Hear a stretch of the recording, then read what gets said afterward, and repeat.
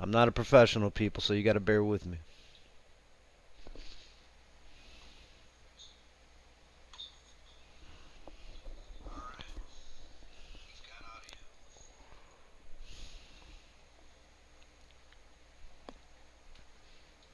Okay. Well, ladies and gentlemen, today is February 18th, 2007. It is 1:03 p.m. Eastern Standard Time, and I'd like to welcome you all to another broadcast of the Maquis.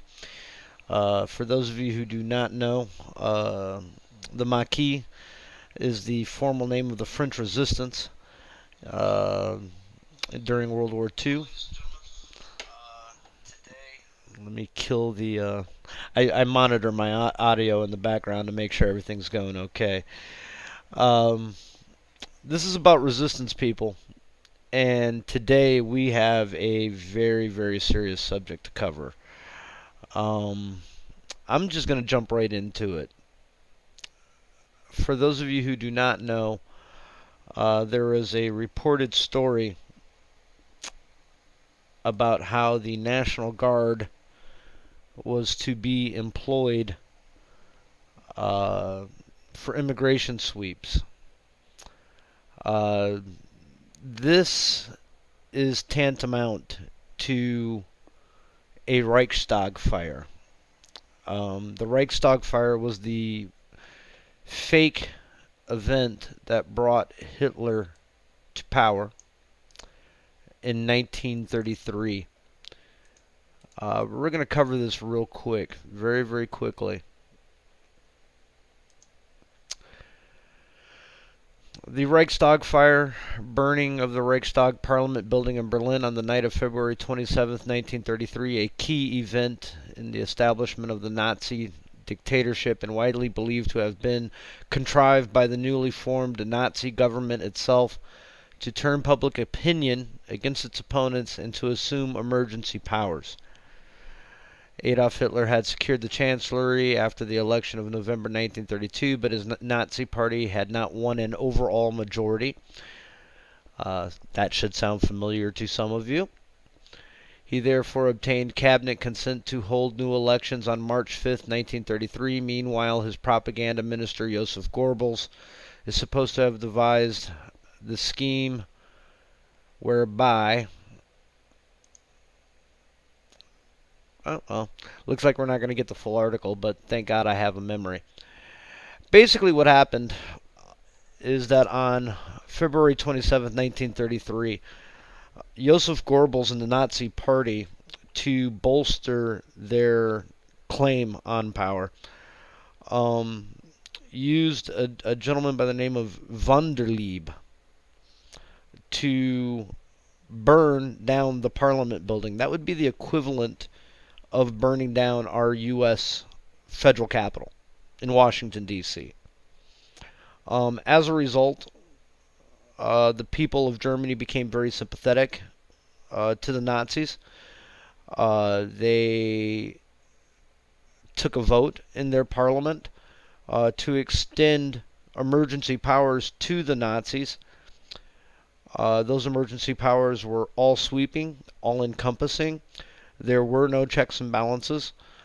That's what happens during an emergency state, in typical found in any government.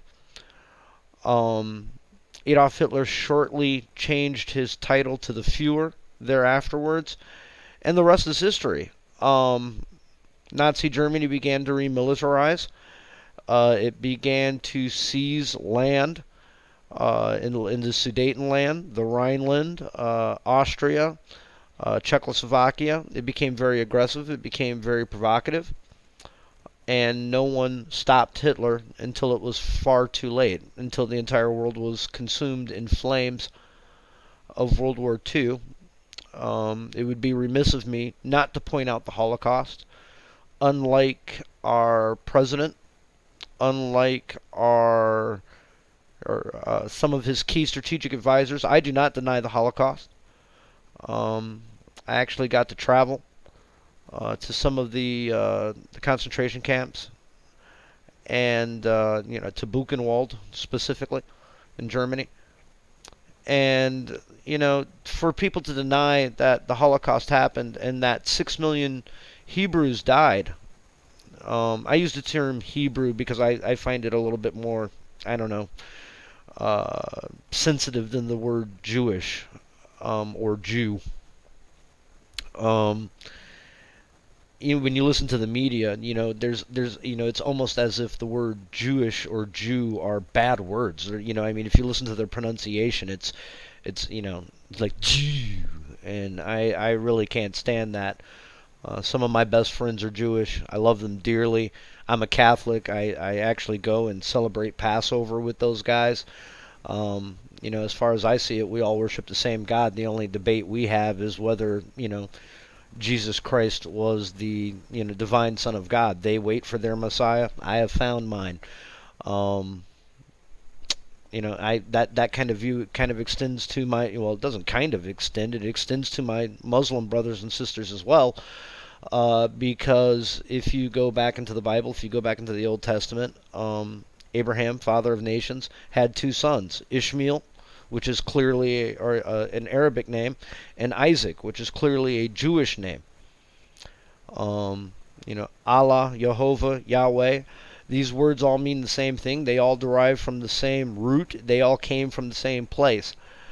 When these fundamentalist individuals, be they Jewish, Muslim, or Christian, tell you we worship different gods, it really does make me question what book you're reading. Because it's very clear we all can't come from the same place. We all come from the same root. We all come from the same God. And that's if you believe in God. If you don't believe in God, that's fine too.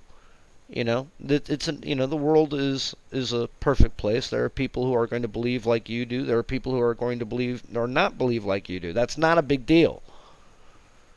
The big deal is the freedoms that we have to express ourselves in accordance with FDR's 4-point corollary. The freedom to worship God in your own unique way, everywhere in the world.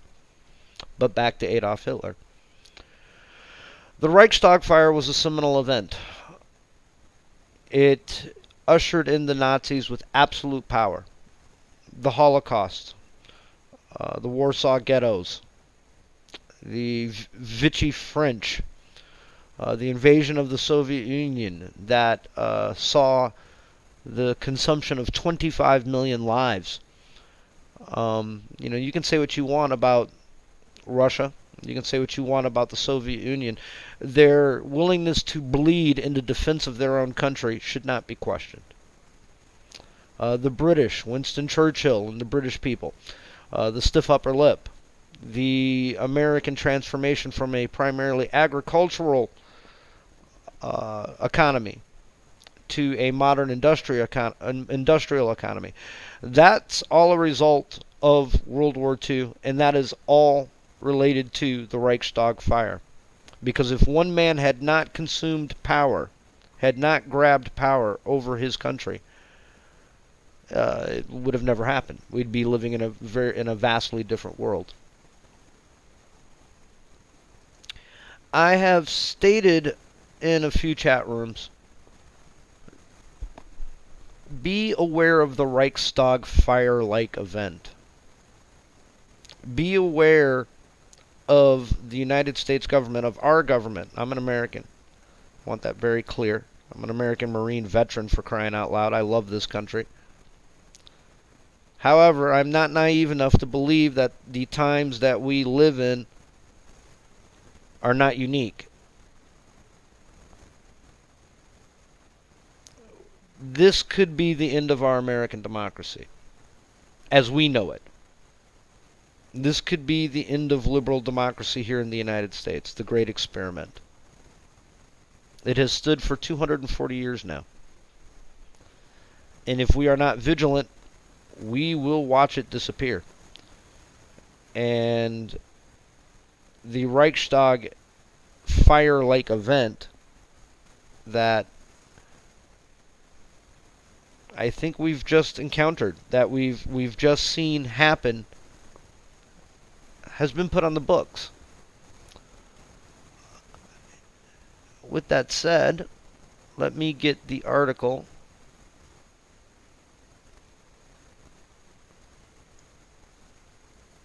that I'm referring to.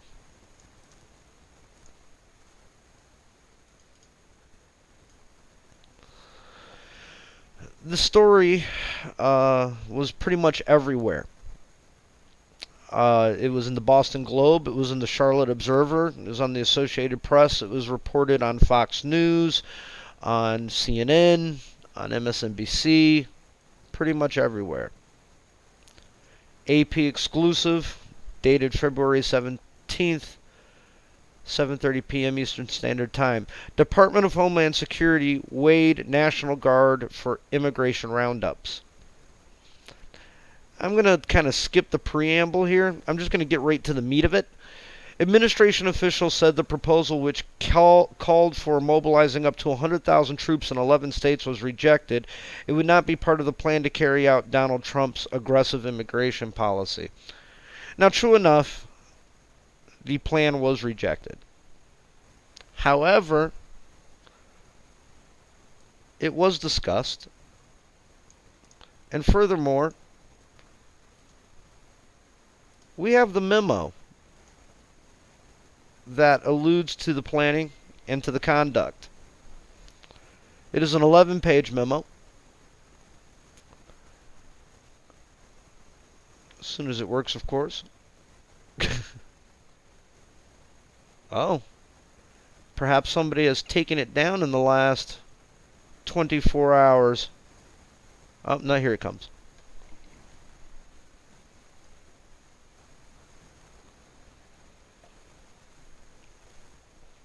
Here we go. Here's the memo itself. Now let's look at the key players here. U.S. Customs and Borders Protection, U.S. Immigration and Customs Enforcement, U.S. Citizenship and Immigration Services, Acting Deputy Assistant Secretary for Policy. But the one name that should stand out to you the most, John Kelly, Secretary of Homeland Security Department. Now let's dig into him for a split second. John Kelly is a former 4-star General of the United States Marine Corps. A man kind of dear to my heart, believe it or not, because I am a Marine. I'm a Marine veteran. It is a title that I earned. It's a title that many people have earned, both men and women. We're proud to be Marines. We love our Marine Corps. Our inclination to downgrade or degrade, rather, a fellow United States Marine, it generally doesn't happen. We stick up for our own. We are brothers and sisters in arms, and it doesn't matter what time period you come from. You could be a World War II Marine, you could be a Vietnam Marine, you could be a Somalia Marine, you could be an Iraq, Afghanistan Marine. If you're a Marine, we love you, and you love us back. And it's funny, you go into a bar fight situation, and you've got these guys over here and a bunch of Marines over there. The Marines could be from completely different units, completely different time periods, whatever the fact. And the Marines will stick together, and it'll be the Marines against everybody. That is what we call esprit de corps, a spirit of a unit. And we Marines, that we have the best esprit de corps in the world. Every Marine in the world is my brother and sister. So for me to question John Kelly as one of my own is a very serious thing.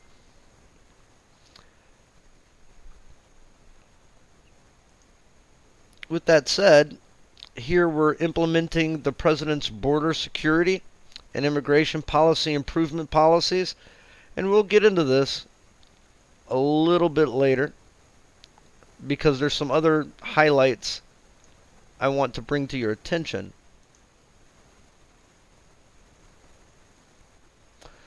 Now, a lot of individuals, I posted this up, I think it was yesterday, and I've had a number of vocal Facebook arguments about Posse Commitutus Law. And what is it? Why is it? Where is it?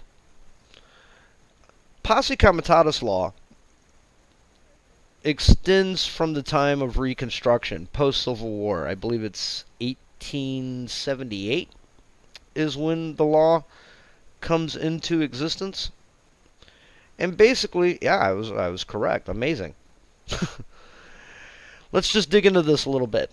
In 1878, the use of Posse Comitatus was limited by the passage of the Posse Comitatus Act of 1978. This act passed in response to the use of federal troops to enforce construction policies in the southern states, prohibited the use of the U.S. Army to enforce laws unless the Constitution or an act of Congress explicitly authorized such action.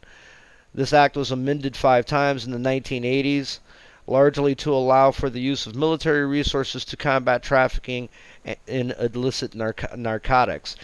And that's kind of an important point, because it represents the first time we actually kind of bend this rule. We modify this rule a little bit. And there's further modifications, by the way, in 2006 and 2007, the John Warner Authorization Act and some other stuff that we'll cover here in a second.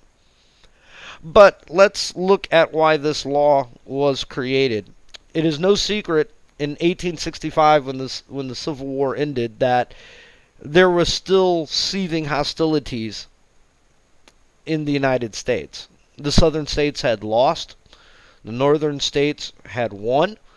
There were new key issues like emancipated slaves. The racial dynamic had literally changed overnight. Reconstruction, the war of aggression by northern states, as my southern friends would refer to it. It was kind of a dark time. It's when we implemented martial law throughout the entire South, and that martial law was implemented by the barrel of a gun of Union troops.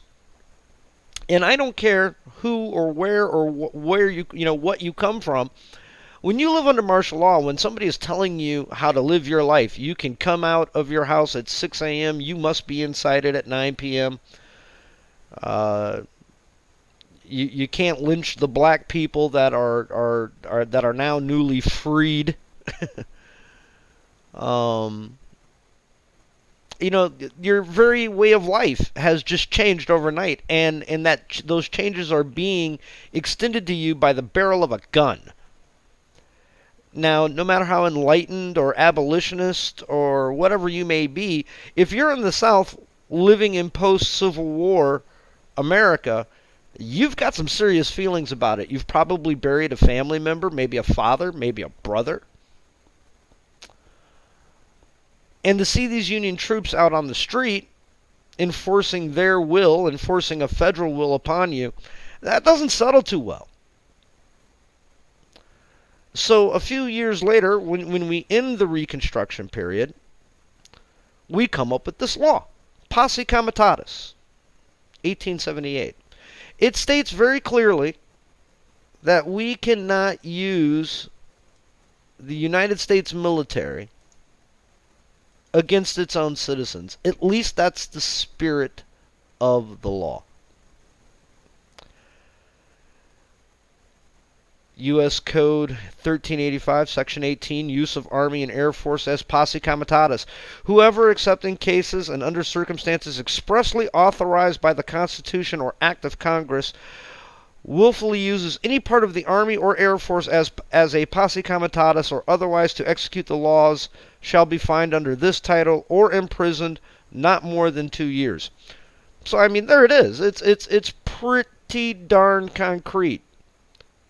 Unless by act of Congress, there's 2 ways to get around this law. There's an act of Congress, which I believe it's specifically the Senate, or by national security powers, by national security emergency powers called the National Emergency Act of, I believe that's 1950. The president can declare a state of emergency and then thus be given the powers to use the military against its own citizens if need be. But these are extraordinary circumstances. These are circumstances which, require some degree of legislative support from the Congress, or, by clear evidentiary proof that, oh my God, a state of emergency exists, something like a nuclear attack, or perhaps a Hurricane Katrina, or some sort of extraordinary circumstance like that.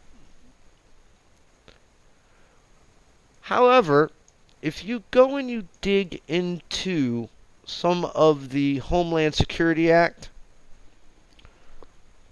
some of the National Emergency Act, the John Warner Military Authorization Spending Act of 2007, I believe it is, you'll find that there are some very key changes that the Homeland Security Act brought to the understanding of how the National Guard works. So here you have the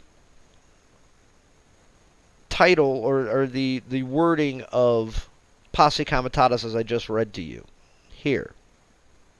However, please note these addendums here. And remember, this is from United States Northern Command. For those of you who do not know, our military is divided up into several commands. You have Central Command, which probably is familiar to you. This is our Middle Eastern commands. This is the 4-star general level command that Iraq, Afghanistan, and pretty much the entire Middle East falls under.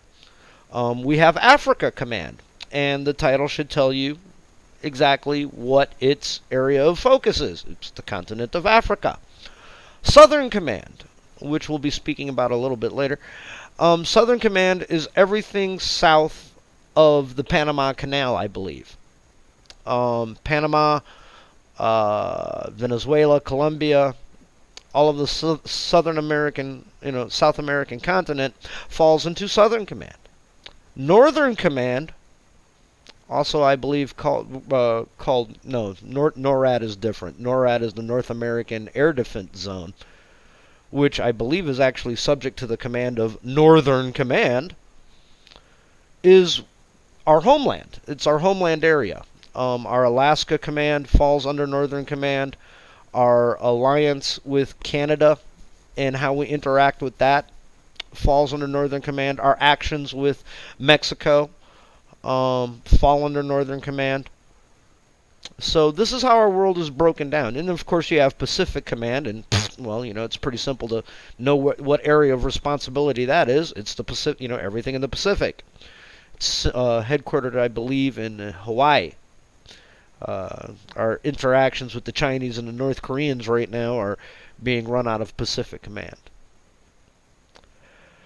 So here, as you see the wording of Posse Comitatus, note these exceptions. The Posse Comitatus Act does not apply to the United States Coast Guard in peacetime or to the National Guard in Title 32 or state active duty status. The substantive prohibitions of the Posse Comitatus Act were extended to all of the services with the enactment of Title 10, United States Supreme Court, Section 375. As required by Title 10, United States Supreme Court, Section 375, the Secretary of Defense issued Department of Defense Directive 5525.5, which precludes members of the Army, Navy, Air Force, and Marine Corps from direct participation in search, seizure, arrest, or other several activities unless participation in such activity by such member is authorized by merit of law. Now basically that's stating right there that, hey, you can't use the military against, the American people. You can't do that. Okay? And here's the section, here's the title, here's the verse, whatever you want to call it. However, there is one exception. It's called the Insurrection Act. This act allows the president to use U.S. military personnel at the request of state legislator or governor to suppress insurrections. Ferguson, Missouri would be an example. The actions in the Katrina zone would be such an example. Kent State would be such an example. The Los Angeles riots would be such an example. At that point, the governor can say, hey, look, the situation is out of control for me. I can't control this anymore. I need federal help. With that said, there are also other addendums that state very, very clearly that that isn't always necessarily the case. One such example is what we call continuation of government.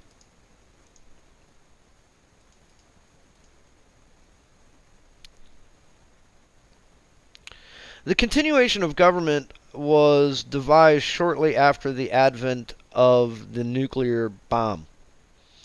At that point, we realized that we were in a different ball game. Continuation of government, making sure that the government survived a nuclear exchange, a nuclear holocaust, and could continue to function as a government, is what the continuation of government program, or COG, is devised to do. And here are some of those writings. And this is the amended version, November 18th, 1988. And that's actually kind of important because, I mean, if you think about what's going on in 1988, that's before the fall of the Berlin Wall. That is, you know, at a pretty heady state of the Cold War. Gorbachev and Reagan are in power at that time. True enough, they're talking about strategic arms limitations, but there had been very close calls to nuclear Armageddon. Able Archer, 1983, being an example. The Cuban Missile Crisis being yet another example. So we had these laws actually on the books for, you know, some time. And if you dig into it, it's fairly draconian reading. You know, here's the scope. This order addresses national security, emergency preparedness functions and activity.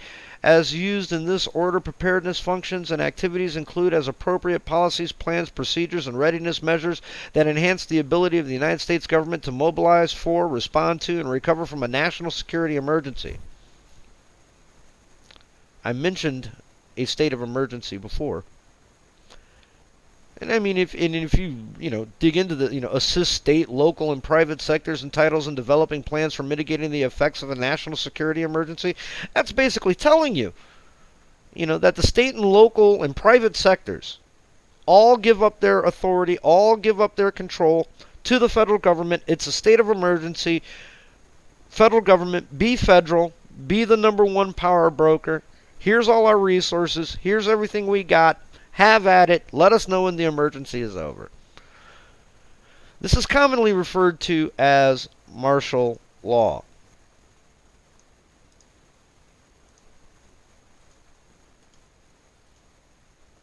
What is martial law? Let's see if this slow computer of mine actually works.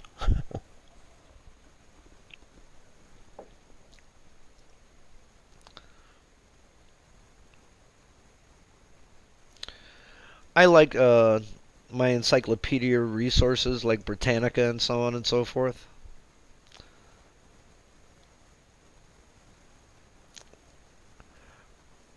Martial law is an extreme and rare measure used to control society during war or periods of civil unrest or chaos. According to the Supreme Court, the term martial law carries no precise meaning. Read that again very, very carefully, because in a legal sense, martial law and what it is has not been determined by the United States Supreme Court. Let me say that again very slowly. The United States Supreme Court has never ever addressed the idea of how far-reaching martial law in the United States of America extends. What are those powers? One thing that definitely happens during a state of martial law, as it says right here, certain civil liberties may be suspended, such as the right to be free from unreasonable search and seizures, freedom of association, freedom of movement. Abraham Lincoln requested during the Civil War the suspension of habeas corpus, i.e., we can search whoever we want, we can arrest whoever we want, we can detain whoever we want. And until the war is over, well, we have those powers. As you can see here, only once in our time period, only once in 240 years, the United States instituted a martial law-like program, and that was during the Civil War. I mean, that pretty much, that's pretty common sense. I mean, we're shooting at each other. That's a national emergency. Martial law must be implemented.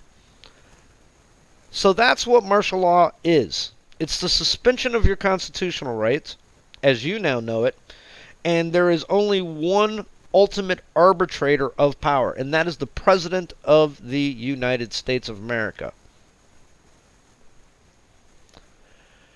Now, an event that I find somewhat suspicious. Now remember, here at the Maquis, we are all about facts. I will not do much editorializing. My job is to present you information and allow you to reach your own conclusions.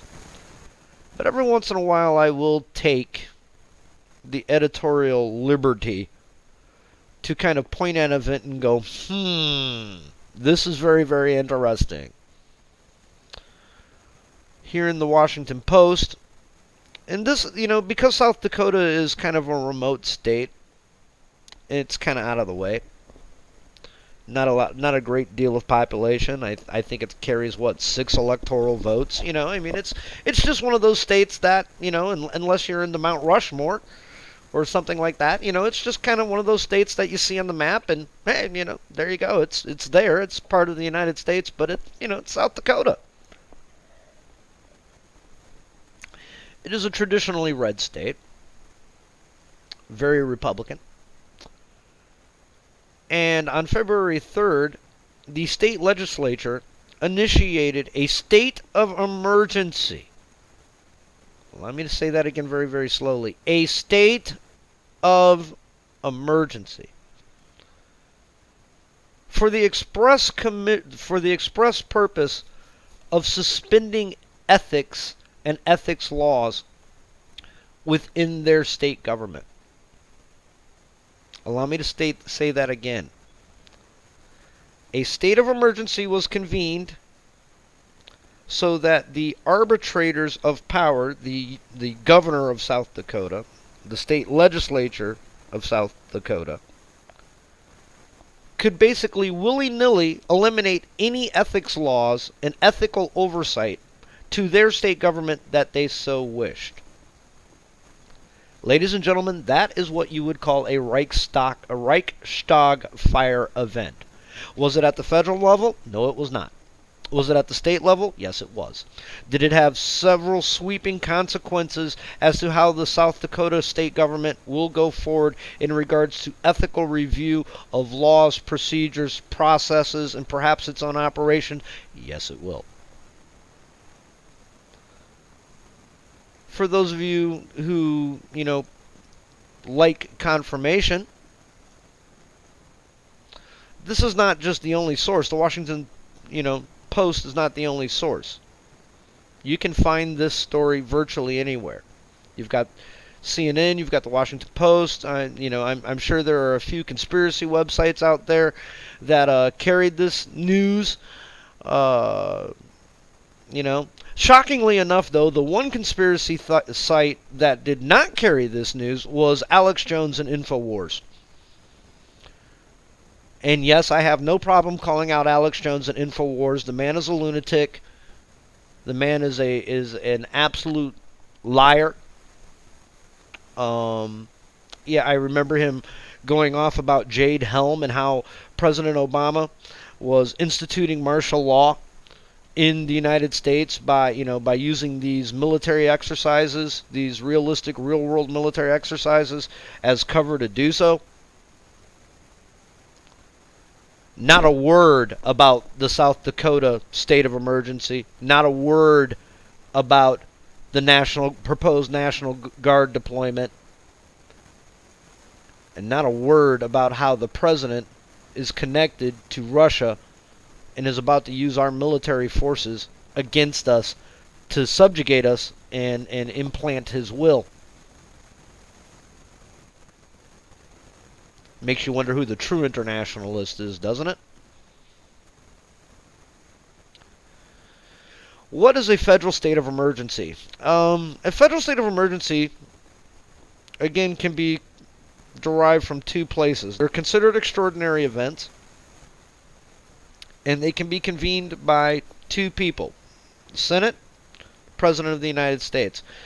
One such federal state of emergency that kind of changed the game was Harry S. Truman's commitment to the Korean War.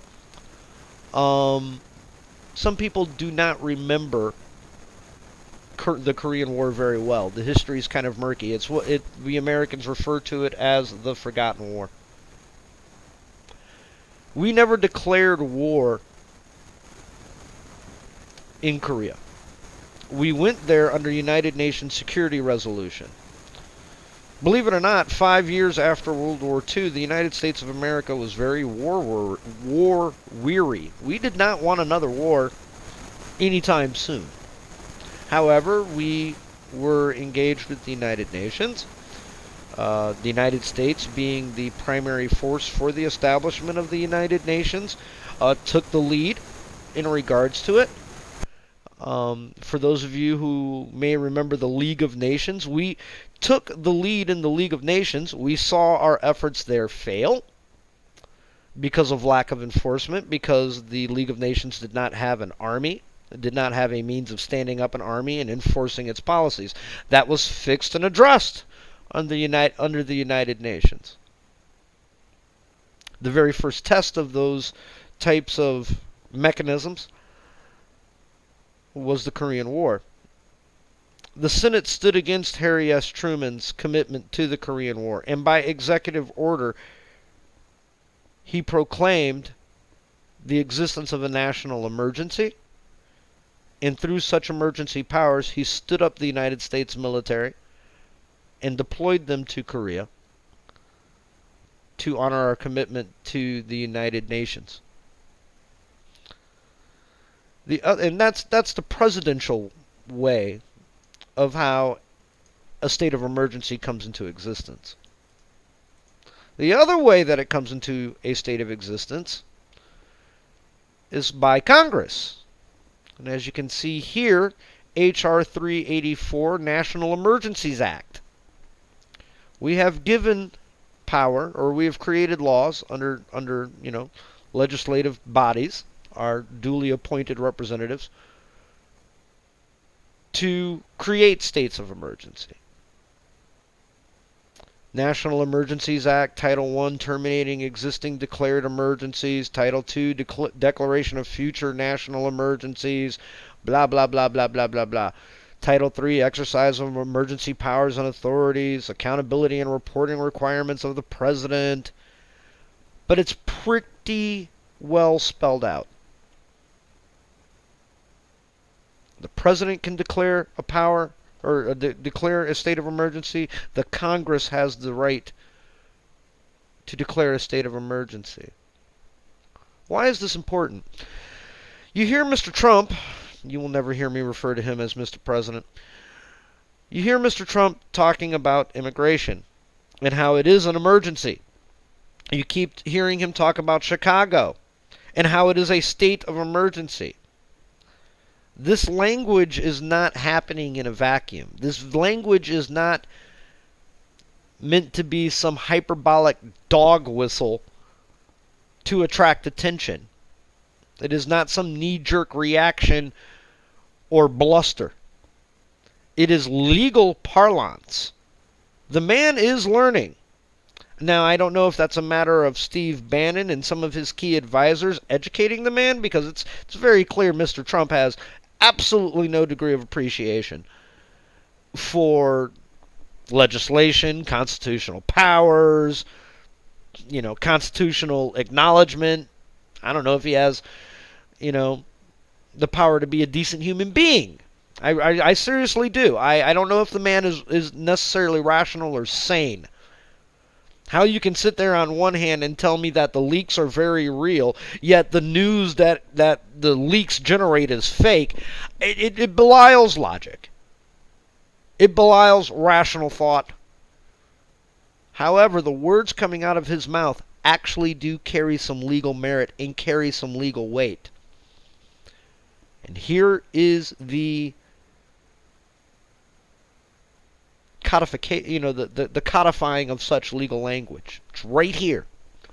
And I'll be posting these notes up, or I'll be posting these links up in a note on the Maquis, so you can do your own research. Again, don't take my word for it. I'm willing to learn just like everybody else. My job is to bring you the facts, bring you the information, and to bring you the information in such a way that makes you think. This is not about infotainment. I'm not Joe Scarborough. I'm not Mr. Trapper. And I'm certainly not Bill O'Reilly.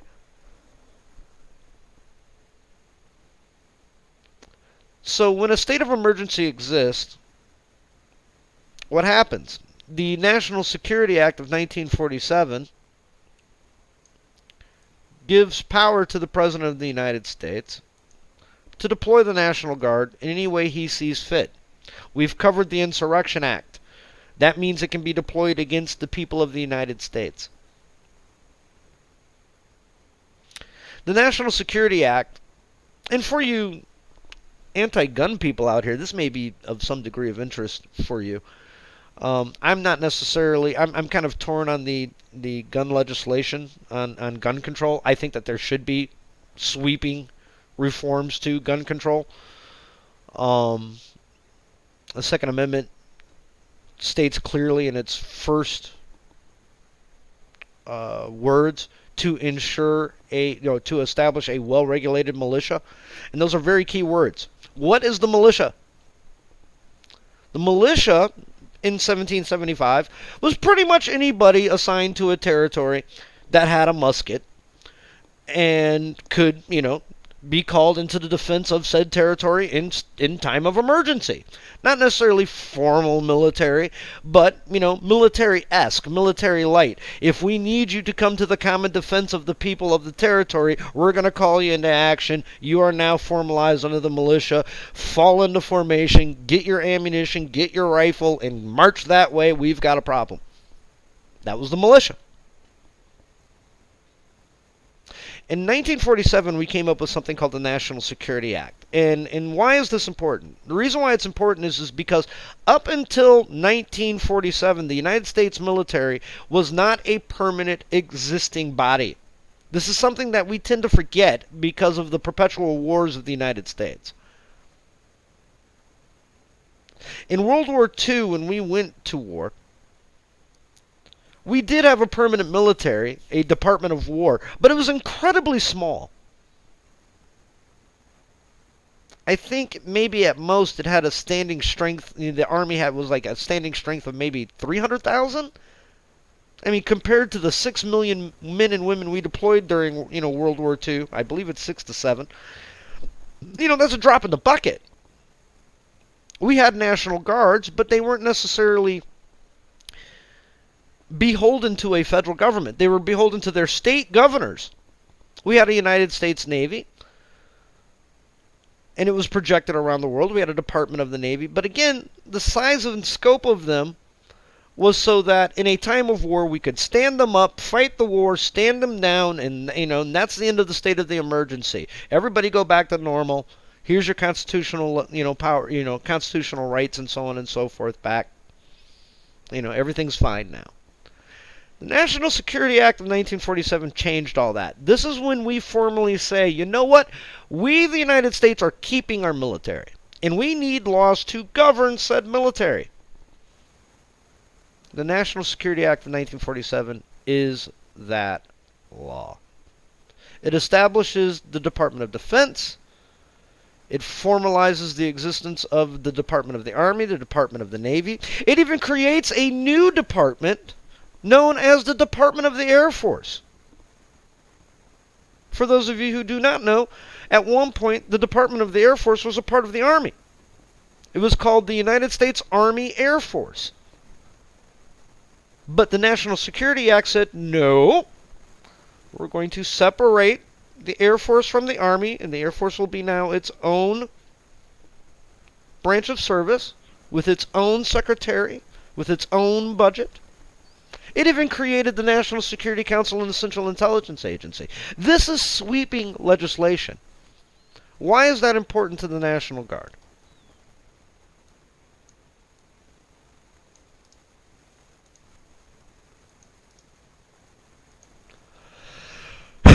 Excuse me.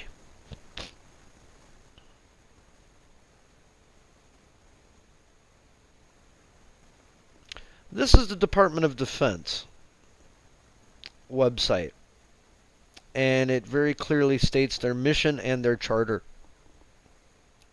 And there's one very specific part here I'm going to highlight for you. Where is it? Where is it?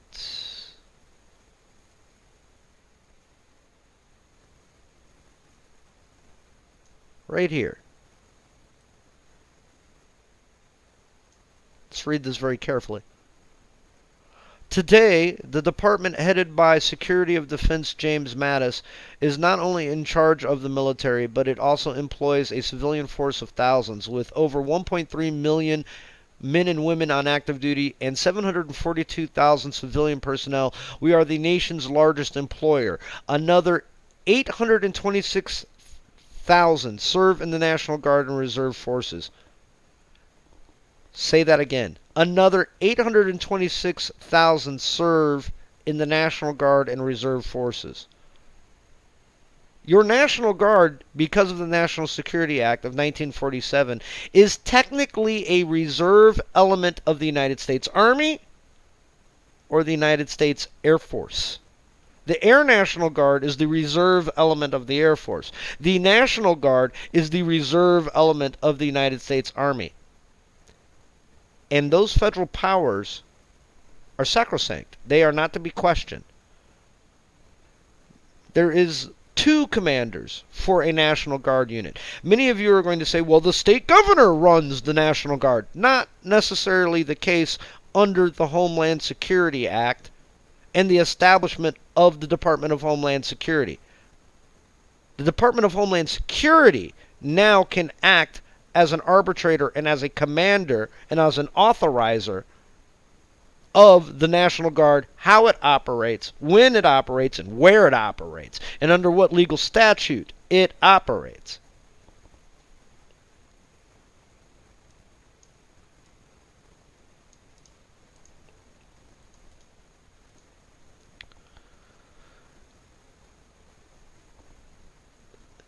U.S. Code Section 32, Element 101, Definitions. This is the governance of the National Guard. By national, and look at some of the definitions here. National Guard means the Army National Guard and Air National Guard. But this isn't the most important part. The most important part here is Section 5 and Section 6. Army National Guard of the United States means the reserve component of the Army, all of whose members are members of the Army National Guard. The language is also kind of similar for the Section 6, Air National Guard. Means that part of the organized militia of several states and territories, Puerto Rico and the District of Columbia, active and inactive, is an Air Force, is trained and has its officers appointed by the 16th Clause of Section 8, Article 1 of the Constitution, that refers to the President, is organized, armed, and equipped wholly or partly at federal expense. Your National Guard, Air National Guard, your Army National Guard gets its paycheck from the federal government and is federally recognized. That means that the federal government at any time can bypass a state governor and say, you know what? We need you to act under the legal auspices of the Insurrection Act or national emergency powers or whatever case may be. We're skipping the tradition or the norm of alerting the state governor that your National Guard has been federalized and we are now taking control.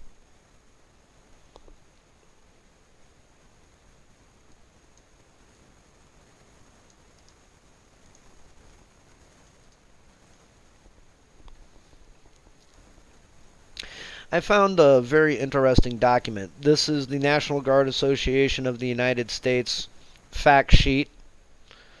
Dates back to 2010. Full-time National Guard duty. There's some very interesting stuff here. Very, very interesting details. I strongly suggest that you look at it. But here's the most illuminating of details. Command and control. Under one section, it is the state governor. Under Title 32, as we've covered just a second ago, is also the state governor. Under Title 10, it's the President of the United States. When they're under the state governor control, they act as the militia. Here, they are federally recognized as what? Are they under state control? I mean, how can a state governor be in control of a federally recognized entity? That should instantly give you a red flag. Active component, reserve component, and National Guard. Well, which one is it? We've just read all of the federal laws that say that, no, the Army National Guard is a reserve element of the United States Army, a federal entity. So where do they fall in? Look at where the duty stations are. Look at where they can serve. Anywhere. Anywhere. And as we just learned a minute ago, the paycheck for the National Guard comes from the federal government. It doesn't come from the state anymore.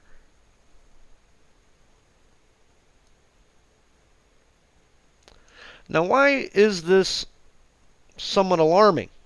This kind of federalization of power? Because we've seen it before.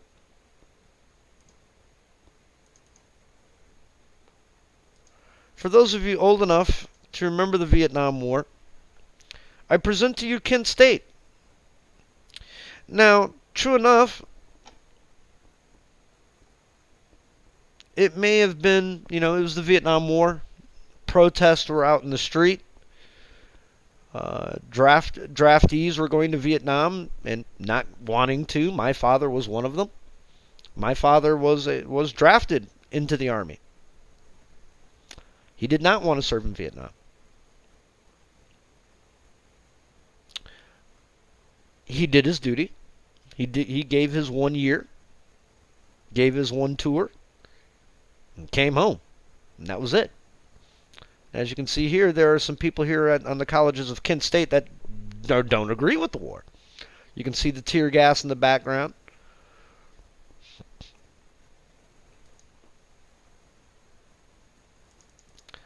Why is Kent State so important? This is why Kent State is important. If you have heard the song Four Dead in Ohio, this is one of the dead. This represents a very unique time in American history, almost 100 years after the Civil War, where the National Guard, the Army National Guard, has killed one of its own citizens. This would be one of 4 Americans dead at Kent State. Now, we can sit here and debate who fired first. I've done the studies into Kent State myself. There are some unique noises in the audio tapes. Some say that the students were armed and that they opened fire first. Some say that Kent State was an unmitigated slaughter, that the Army National Guard lost command and control. It panicked and opened fire on what appeared to be a hostile crowd. Maybe it wasn't a hostile crowd. There are several stories that lead you in several different conclusions. It doesn't really matter. This man here, this American citizen here, is dead. And he was killed by the United States military. As a United States Marine veteran, I can't tell you how much that troubles me and disturbs me. The United States military is not supposed to be used in such a fashion.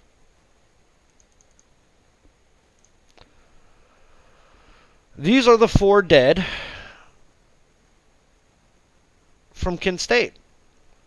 I've never ever actually really, seen their faces before. I knew of the stories. I listened to my mother. I listened to my father. I live in Ohio.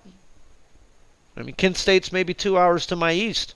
This is something. I mean, as a matter of fact, I was almost recruited by Kent State to be an athlete for them. I was a wrestler in high school.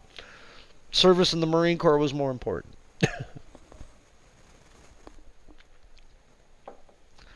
But these are the 4 dead. 4 Americans gunned down by their own military.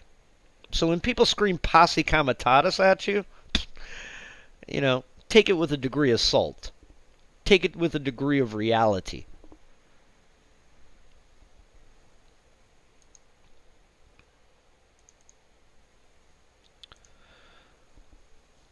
This is the National Guard in line formation. Please note the fixed bayonets. Please note the gas mask. In the military, we have a term called full battle rattle. It means having all of your combat gear on. Body armor, Kevlar helmet, rifle, ammunition, gas mask. These gentlemen are at full battle rattle readiness, and it is clear that they mean business. This is 1968. Now, people are thinking to themselves, well, wait a minute, that was such a long time ago. That was 1968. That could never happen again. I humbly disagree. The 1992 Los Angeles riots also saw a deployment of the National Guard and of the active United States military. Marine units did deploy to Los Angeles in 1992 from Camp Pendleton. And the reason why I know this is because it was shortly before the time I joined the Marine Corps. Civil unrest and training for civil unrest was actually being taught at the School of Infantry at Camp Pendleton, and I have zero doubt at the School of Infantry in Camp Lejeune. As you can see here, you have National Guardsmen deploying to the streets of Los Angeles in front of a church. And you can see the burning building in the background. I believe that's a Winchell's. I love Winchell's. Winchell's is good. But again, the idea that, we haven't deployed the United States military on our own streets, is just completely incorrect. Here, and I quote, the MAR 4 is short for Marine Forces. The Marine Forces consisted approximately of 1,500 Marines from Camp Pendleton, California, commanded by Brigadier General Marvin T. Hopgood, Deputy Commander of the 1st Marine Division. That is an infantry unit. That is a combat command. That task force stage out of Tustin Marine Corps Air Station, although federalized, adversely impacted in several ways. Federalization adversely impacted in several ways. The total force under Culvert never worked better. Most important of all, no troops were killed or seriously injured, and no innocent civilians were injured by the soldiers. But it happened. Standing United States military individuals deployed on the streets of the United States during an extraordinary circumstance.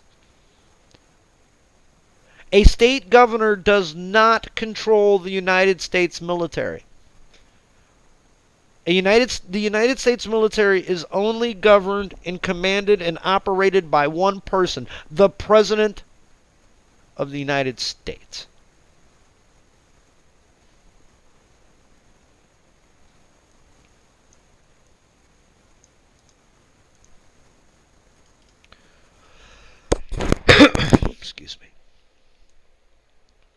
Another recent event where we actually did see some acts of violence was Hurricane Katrina.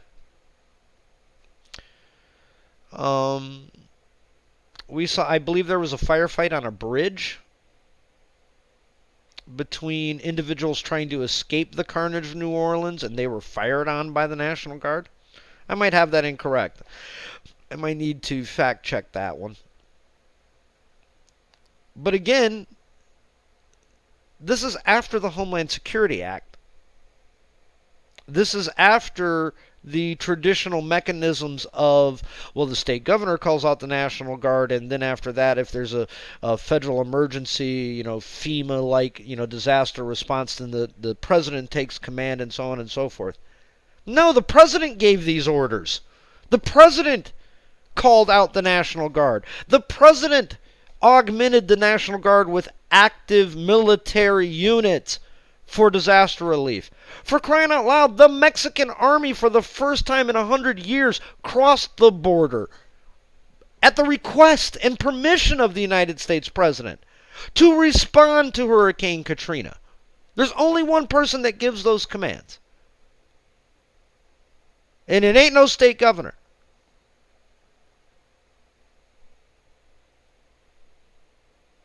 Why is all of this background information important?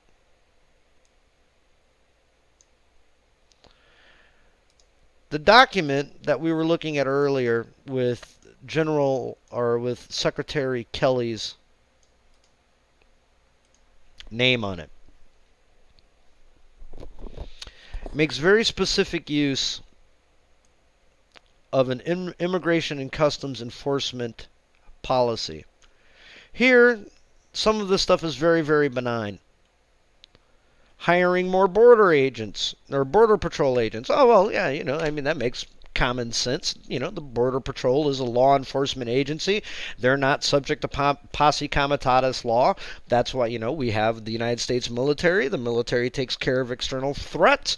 Law enforcement takes care of internal threats. That's why we have a CIA and an NSA that look outward at the world, and that's why we have an FBI that looks inward at the citizens of the United States, because we don't use the United States military against its own citizens, right? So hiring more Border Patrol agents, law enforcement, yeah, okay, sure, makes perfect sense. Until you get to this. Expansion of the 287G program to include state guard units in the border region. I'm going to read this entire section to you.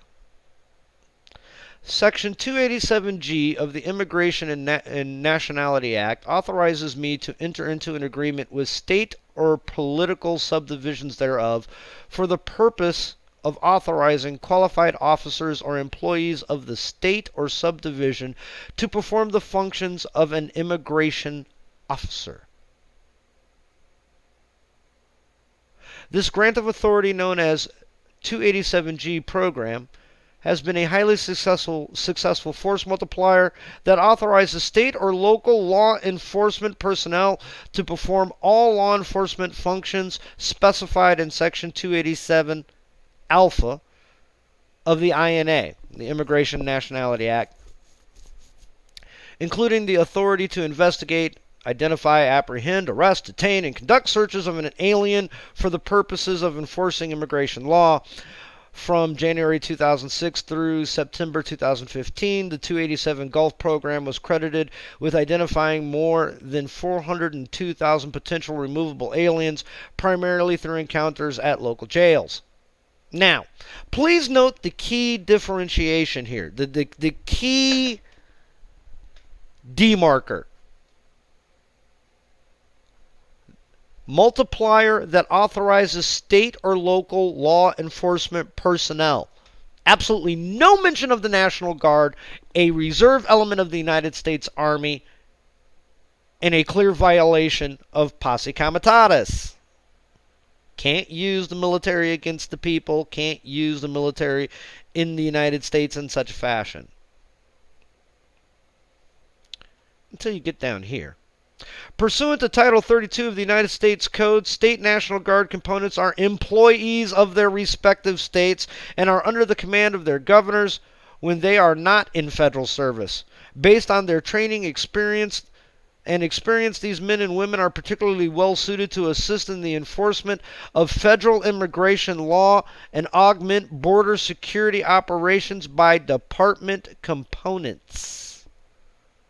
Right there, they are laying the pretext for the federalization under the Homeland Security Act, which the National Guard directly falls under, so that they can use the National Guard in such a fashion to police its own streets. You can go through the rest of all of this, and this might be of interest to you: border wall construction and funding. But please note what we just uncovered here. I don't care if they're telling you that this policy was rejected. I don't care if they're telling you that this was a bad idea, blah, blah, blah, blah, blah, blah, blah. They are discussing openly an open power grab of federal power to activate a reserve element of the United States Army to act as a law enforcement agency in the United States of America. Despite what you may think about Posse Comitatus, despite what the courts may think about Posse Comitatus, may I remind you that this Muslim travel ban was instituted and did carry the weight and merit of law for several days until it was struck down by a court.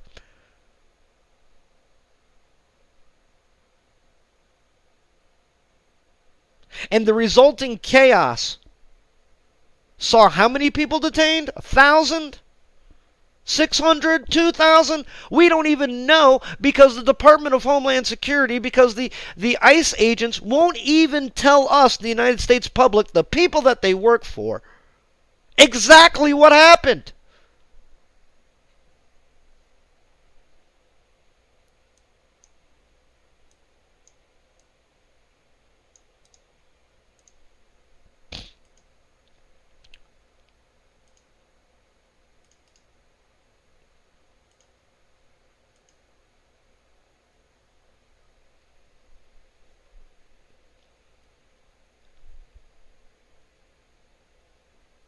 I'm going to bring up ICE Fact Sheet 287 Gulf so that you can read it.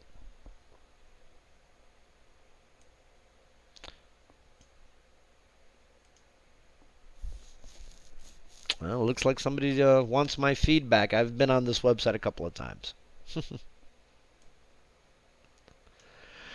The Illegal Immigration Reform and Immigrant Responsibility Act of 1996 added Section 287G, performance of immigration officers, functions by state officers and employees, to the Immigration and Nationality Act.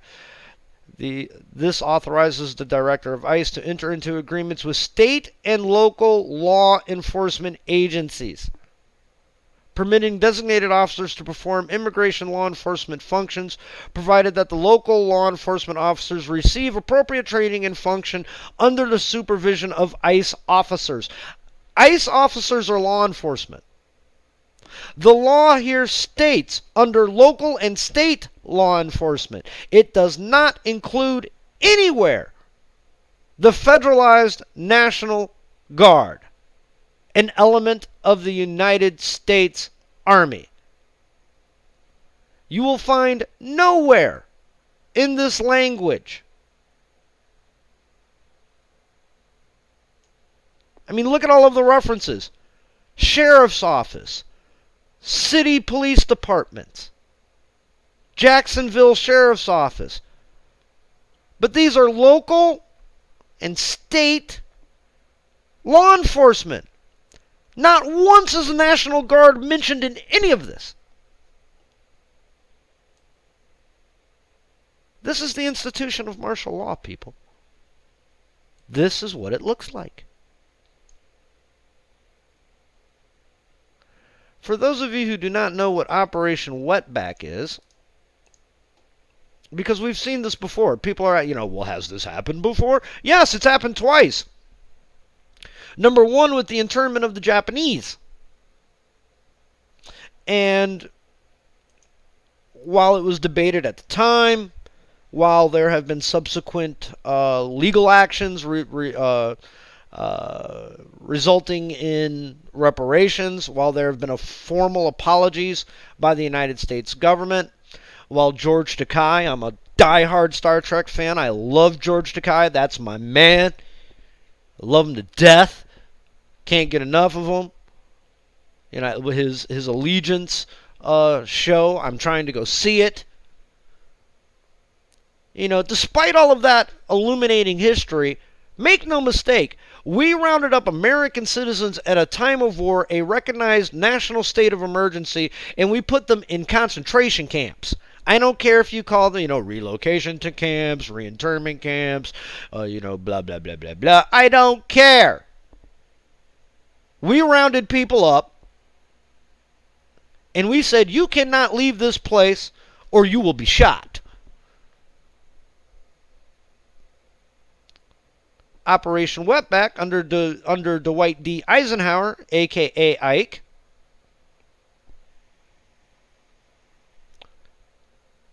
reads as follows. U.S. immigration law enforcement campaign during the summer of 1954 that resulted in the mass deportation of Mexican nationals, millions of persons, according to the U.S. Immigration and Naturalization Service, INS. Though most estimates put the figure closer to 300,000, drafted by U.S. Attorney, blah, blah, blah, blah, blah, blah, blah, blah, blah. The point being is we did it again. We rounded people up. However, there's one key distinction here.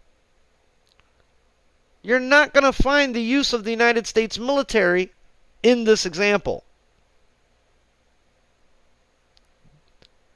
The authorization of the National Guard to perform this function is a massive deviation in historical context and even in legal precedent.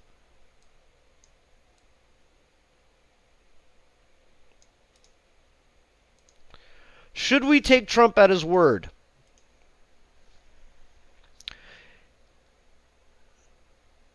During the debates, boy, don't we wish we had those days back now, Donald Trump himself referred to Operation Wetback several times. He is cognizant and aware of what Operation Wetback was. He obviously has absolutely no idea of constitutional limits of power as they regard to the President of the United States. His staff around him has questionable ethnocentric viewpoints. And we have seen them on clear display with this Muslim ban. If you don't take this man at his word, I think you're quite foolish. And again, to show you the diversity of information, because we're all about diversity of information here at the Maquis, Fox News. Donald Trump says 1950s Operation Wetback is a model immigration plan. He likes this idea.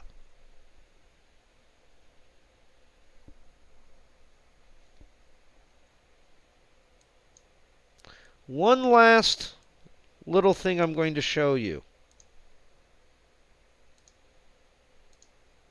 I believe I have it here. Let's see if I can blow that up a little bit for you.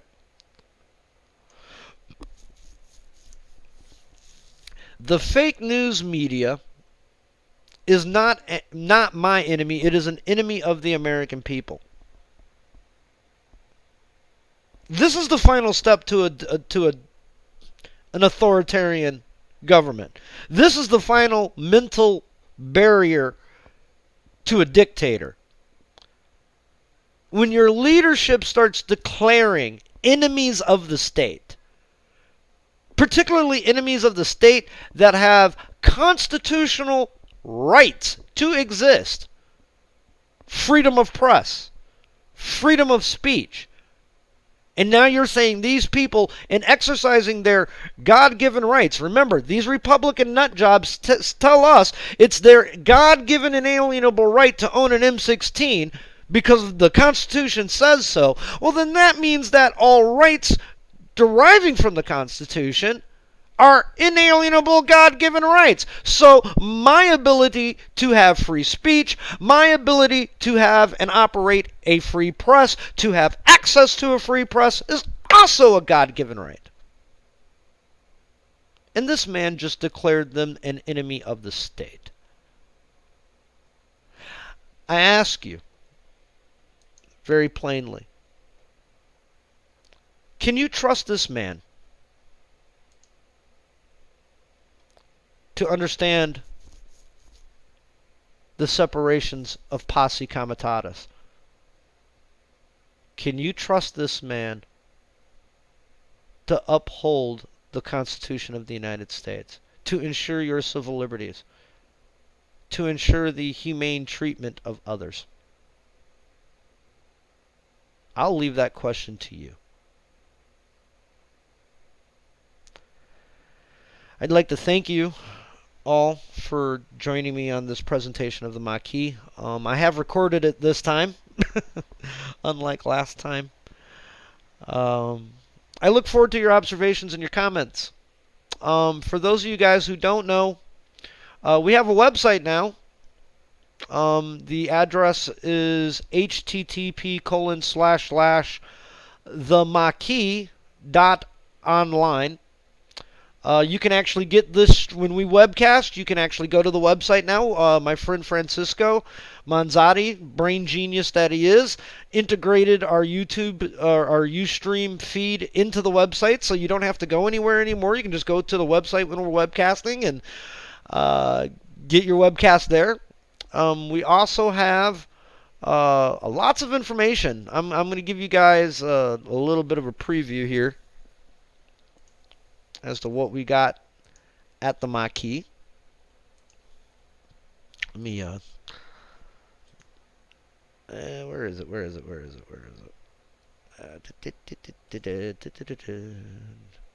There we go. I really want to encourage you guys. I'm going to start changing over the links that are on the Facebook page to Maquis links. Right now, I generally just directly post from news sources, Washington Post, and so on and so forth. I'm going to start changing that up slowly but surely to where all of the links will redirect you to the website, and then all the links on the website will redirect you to the news sources in question. We're establishing a shop. We're currently researching getting you some resistance gear. Some swag, I guess you could call it. I'll cover that in a second. But here, this is our news feed. And as you can see, all of our links are operational.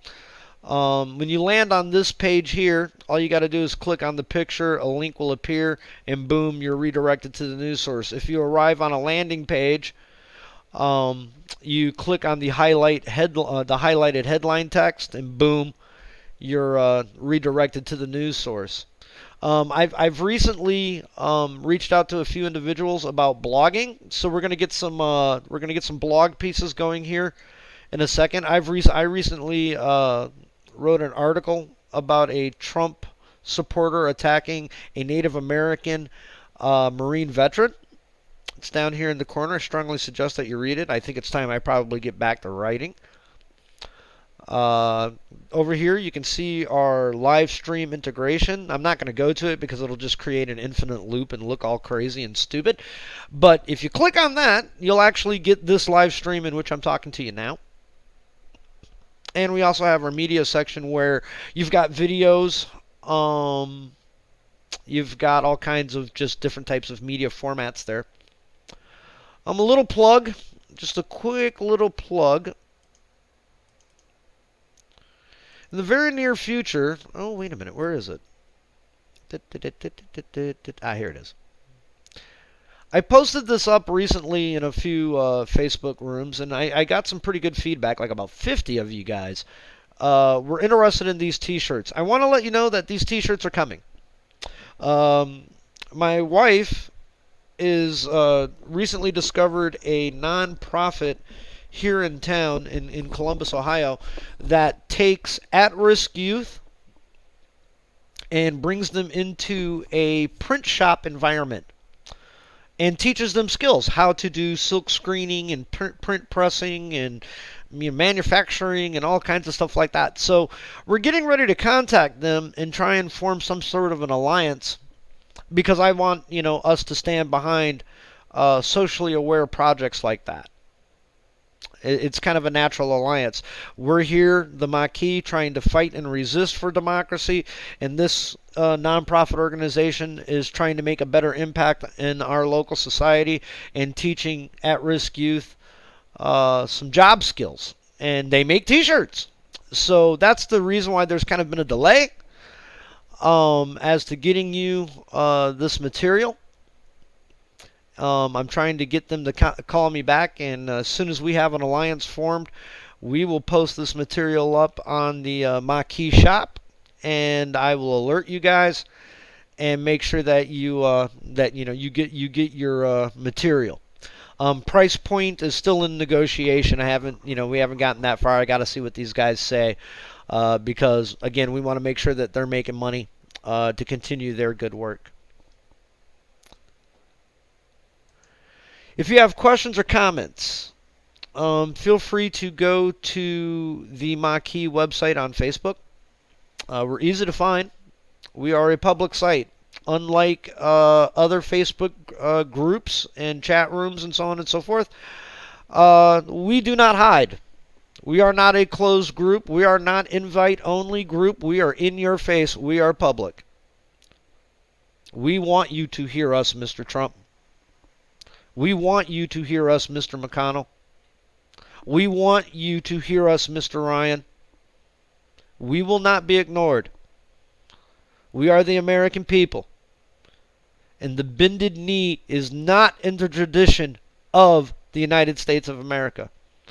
We will not be subjected or subjugated. We will not be subverted. This is a free country. This is a democracy. And we will not let you take it away from us. Thank you for joining us. And I'm going to try and be more active in regards to the webcasting. If you guys have any suggestions for subjects, feel free. You can always find me at themaquis.com. or the Maquis.online, or you can find us on the Maquis on Facebook. Just search it, you'll find it. Inbox me, message me, and we'll talk about addressing your subjects and concerns. Thank you for your time. Have a great weekend. For my racing fans out there, Daytona, 50 laps at Daytona, 8:34 p.m. Trump Delinda Est. Make America sane again. And as always, resist. Thank you.